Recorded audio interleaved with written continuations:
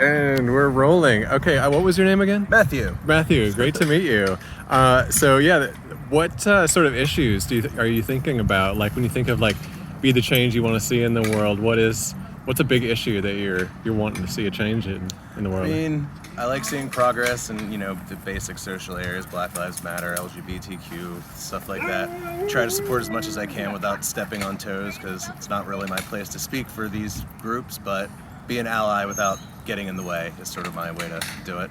Yeah, totally. I guess maybe we can focus in on one, maybe more specific. Sure. There's a lot of social issues at once. Maybe what is one that maybe speaks to you louder? I mean, lately I feel like the Black Lives Matter has been on a lot of everybody's minds. Sure. Or most people. yeah, definitely. Some people could think about it more. Yeah. Yeah. And so, clearly it should be obvious to anybody who's looking around seeing that there is a problem. Yes. But I guess maybe from your perspective, is there a part of the problem that jumps out to you more? And maybe more is in the terms of like also in being the change, because obviously not as Black people ourselves, the issue hits us differently. Yeah. Or not at all, depending. And so, so how do you see your own role in the change that you'd like to see? So I'm from the East Coast, and I was living in Baltimore around the time that the whole George Floyd ordeal was happening. And I sort of felt it was a personal responsibility of mine that I go out and at least join protesting and, at least make my voice heard as part of it. I figure if enough people go out and do it, people start to listen, and they did. It was interesting being a part of something like that, and I don't know, it just felt interesting being part of something bigger than myself, and not doing something, just out of narcissism. I didn't really post any of it on social media, but I think just being there to hear the issues, being there to show that you want change is really important.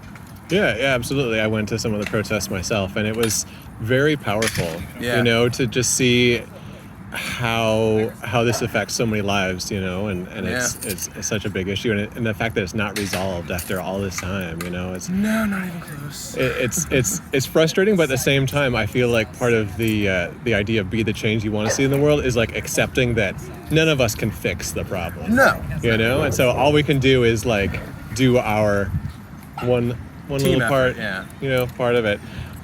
Go ahead. Did you say? No, I agree with what you're saying. I just feel like doing your own individual part as part of a group becomes a team effort, and eventually it becomes a big enough thing that it's a movement. And I don't know, it sort of stuck out to me that in the past, these issues have come up. It's nothing new, but I had never really seen it take the country by storm like it did last year. And I don't know if it's people were stuck inside and bored. I hope that's not it. I just hope it was kind of a breaking point. Sure. Just one too many things after the other, but the modicum of progress that I've seen over the last year is encouraging, but it's not enough. There's a lot of work to be done, and I wish I could do more, but I'm just one person. Right.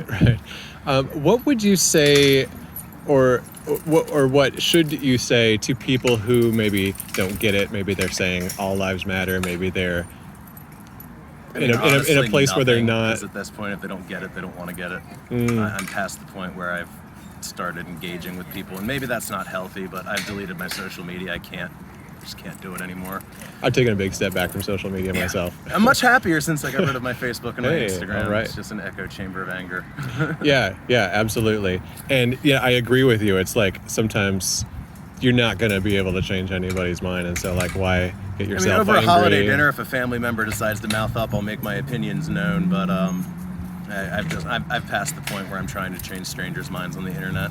Yeah. I think part of being the change is also doing the self-care of like acknowledging that just yelling at somebody on the internet won't actually help the problem. Right. Yeah, definitely. I mean, and it's definitely mentally taxing when you sort of let that consume you. So it's something I had to step back from while trying to keep my finger on the pulse of what's happening. I've also found that not watching news is good for my mental health, but I feel ignorant. I don't like that.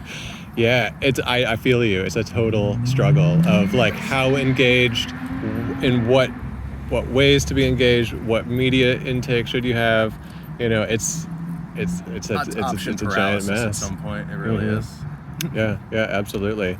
Well, thank you so much for being part of this. Yeah, I'm not sure I had anything super insightful to say, but I'm happy to talk. Hey, part of this is like just talking to people, you know, whether they've got a Mahatma Gandhi quote to say or not, you know, it's this what it's about is like just having people in dialogue.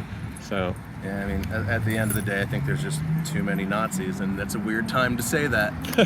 So, what's just the right amount of Nazis? I don't know. Ask Germany; they really hate them these days. Yeah. It's weird that they don't like Nazis more in Germany than they do here. So. Yeah, well, yeah, they have some personal experience, I guess, with it in a way we don't.